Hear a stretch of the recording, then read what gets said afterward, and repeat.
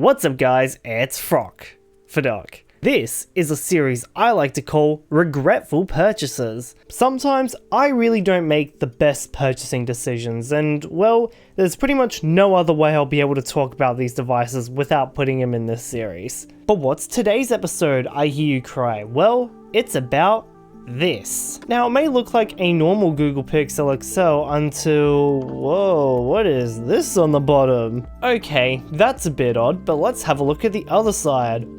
Oh, there's that logo again, and not for sale. Anytime there's a not for sale sign on something, that means it's interesting.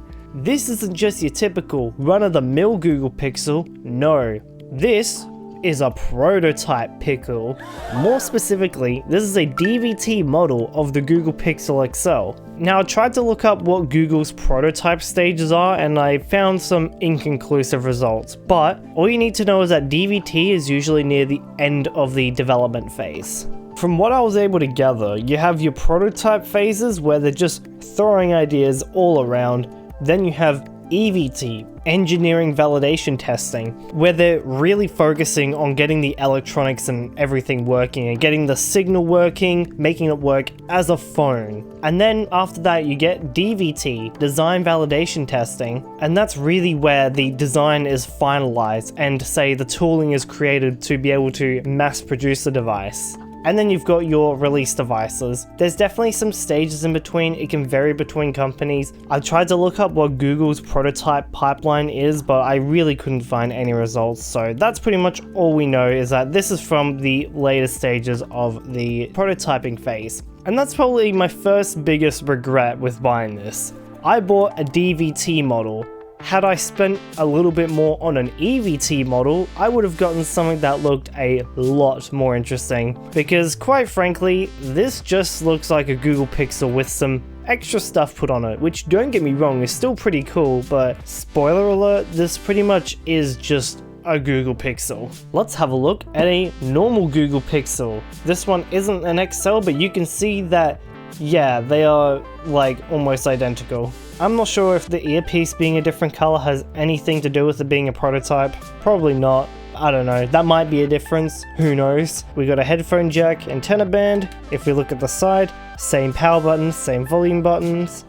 If you look on the bottom, USB-C speakers. If we look at this side, got your SIM tray. It even has that yellow tinted shine on the glass. Like, these things are quite literally exactly the same. There's almost no difference between them besides the extra little not for sale and logos that have been put on this one. So yeah, I am kinda regretful for not buying the EVT model. Oh well, maybe next time. But that's not even my biggest regret with this purchase. Well, not with the purchase itself, but more so what I ended up doing with this device. Why don't we plug this guy in to learn a little bit more about it? So it's plugged in, you can see it's charging, it's turning on. There we go, Google.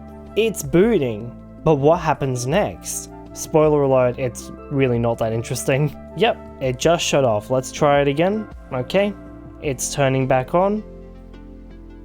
And then it shuts back off. Yeah, unfortunately this device boot loops, and I'm not really sure if there's a way to fix it. Oh, it's turning back on again. This time without me pressing the power button. I used to be able to get just a little bit further than this. So this device, back when it worked a little bit more, would actually go into the Android setup screen. So it was just running a normal version of Android. It would sit on the setup screen for a while and then just shut off. So before I was able to actually get to the setup screen, now I can't anymore, as you can see. Let's see if anything happens. We're pressing power and volume down.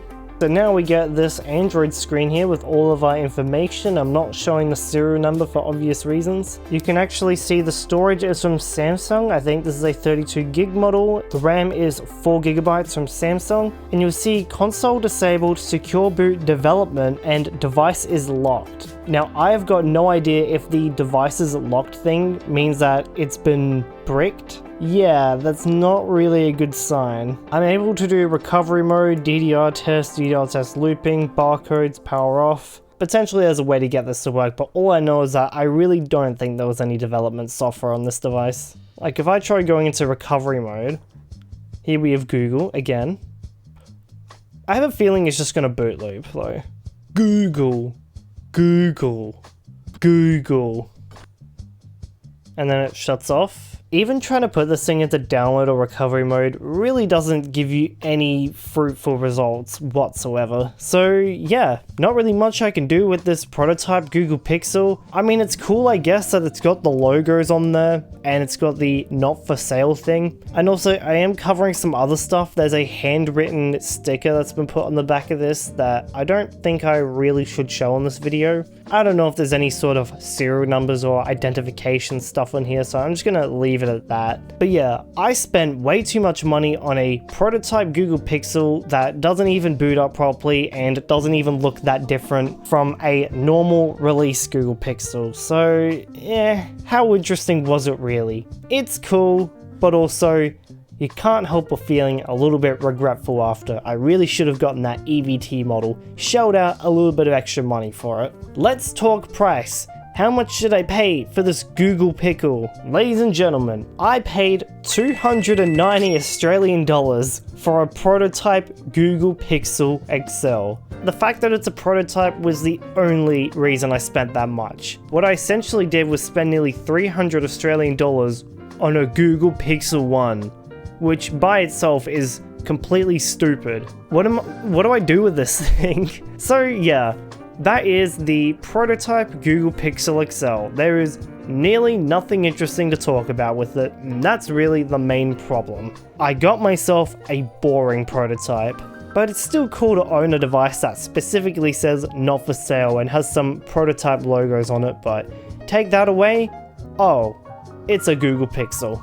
That is the Proto Pickle. If there's any suggestions that you guys have that I could do with it, such as reflashing Android onto it, let me know. I'd like to get this thing up and running, but for now, this thing is just a boot looping prototype paperweight pickle.